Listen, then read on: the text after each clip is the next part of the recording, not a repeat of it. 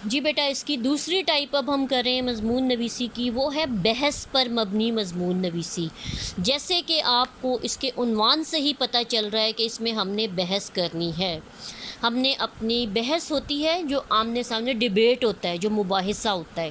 اس type کے ہم نے اس میں لاجک دینے۔ سب سے پہلے ہم نے یہ تو ہر مضمون نویسی میں ہوتا ہے کہ عنوان کا تعارف، میں ہمیشہ کہتی ہوں کہ آپ کسی بھی مضمون کو لکھنے لگے ہیں تو آپ شروع میں سب سے پہلے پیراگراف کی 3-4 لائنوں میں آپ یہ بتا دیں کہ جو آپ کو عنوان دیا جا رہا ہے وہ کیا ہے،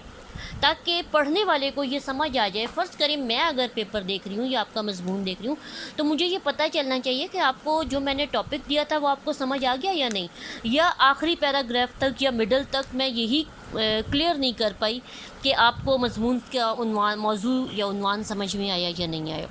تو پہلا پیراگراف ہمیشہ آپ نے اس طرح سے لکھنا ہے کہ آپ کو عنوان کا تعارف کلیئر ہو جانا چاہیے۔ اس کے بعد جب آپ بحث کر رہے ہیں تو اس میں کچھ مشترکہ یعنی کہ کامن اور کچھ ڈفرینس والے، متضاد یا تضاد والے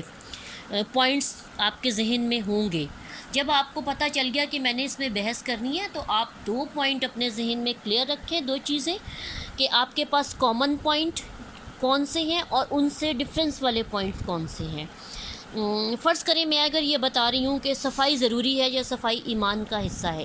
دوسری طرف مجھے یہ پتہ چل رہا ہے کہ صفائی جو ہے وہ کوئی ضروری نہیں ہے، میں یہ بیان دے رہی ہوں، تو میرے پاس صفائی کو کی فیور میں بولنے کے لیے اور صفائی کی مخالفت میں بولنے کے لیے، دونوں کے لیے مضبوط نکات پہلے اپنے ذہن میں ترتیب دیں۔ کیونکہ دیکھیں پیپر ہوتا ہے ہمارے پاس بیٹا، نوٹ بک پہ تو پھر بھی ذرا زیادہ ٹائم ہوتا ہے، پیپر میں ہمارے پاس اتنا ٹائم نہیں ہوتا، ہمیں جلدی جلدی سب کچھ سوچنا اور ارینج کرنا ہوتا ہے۔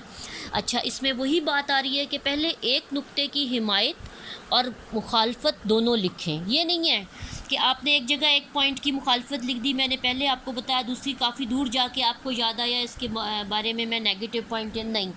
بہت سے بچے یہ غلطی اپنے مضمون میں کرتے ہیں، بہت سے بچے یہ غلطی کرتے ہیں۔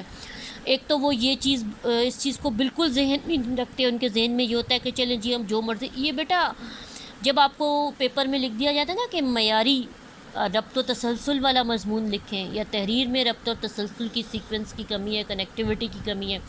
تو وہ یہ چیز ہوتی ہے، ٹھیک ہے نا۔ اس میں یہ بتایا جا رہا ہے کہ پہلے ایک نقطے کی حمایت اور مخالفت دونوں لکھیں، اس کے بعد باقی تمام نکات کی حمایت اور مخالفت بالترتیب یعنی ترتیب سے لکھیں، ایک کی مخالفت اسی کی حمایت، اسی کی مخالفت، اسی کی حمایت، اسی کی مخالفت، ٹھیک ہے۔ اچھا، ایک چیز ذہن میں رکھیں، جب ہم مضمون لکھ رہے ہوتے ہیں تو فوائد جو ہوتے ہیں نا، جو پازیٹیو پوائنٹ ہوتے ہیں وہ ہمیشہ پہلے لکھے جاتے ہیں،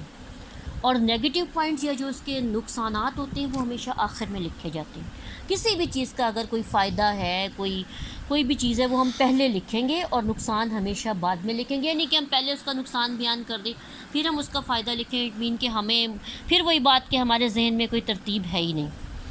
اچھا، آخر میں ہمیشہ کی طرح تمام نکات کو سمیٹ کر بیان کیا جاتا ہے، یہ آپ کو پتہ ہے، مضمون نویسی میں ہمیشہ کرواتی ہوں۔ اب اس کی مثال بیٹا یہ ہے کہ کیا عورتوں کو مردوں کے شانہ بشانہ کام کرنا چاہیے؟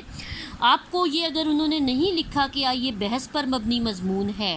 لیکن آپ کو سمجھ آ جانی چاہیے کہ یہ مجھے بحث ہی کرنے کو کہا جا رہا ہے نا کہ کیا عورتوں کو مردوں کے شانہ بشانہ کام کرنا چاہیے، تو یہ بیٹا اس کی ایک مثال ہے۔ اس طرح کی اگر ٹاپک آپ کے پاس آ رہا ہے، اب یہ جو آپ کو ٹاپک سمجھنے میں آسانی ہوگی، عنوان میں جو ڈفرینس ہے یہ میں آپ کو الگ سے سمجھاؤں گی کہ دیکھیں اس ٹاپک سے پتہ چل رہا ہے کہ یہ جیسے آپ کے سامنے میں نے مثال رکھ دی، کیا عورتوں کو مردوں کے شانہ بشانہ کام کرنا چاہیے، اگر وہ کیا نہیں بھی لگاتے تو آپ اتنا کرنا چاہیے، عورتوں کو مردوں کے شانہ بشانہ کام کرنا چاہیے، اس میں آپ کو خود کلیئر ہو گیا کہ اس کے آپ نے پازیٹیو پوائنٹ بھی لکھنے ہیں، نیگیٹو پوائنٹ بھی لکھنے ہیں، اور آپ نے اس پر بحث کرنی ہے۔ تو یہ تھا بیٹا دوسری ٹائپ مضمون نویسی کی، بحث پر مبنی مضمون نویسی۔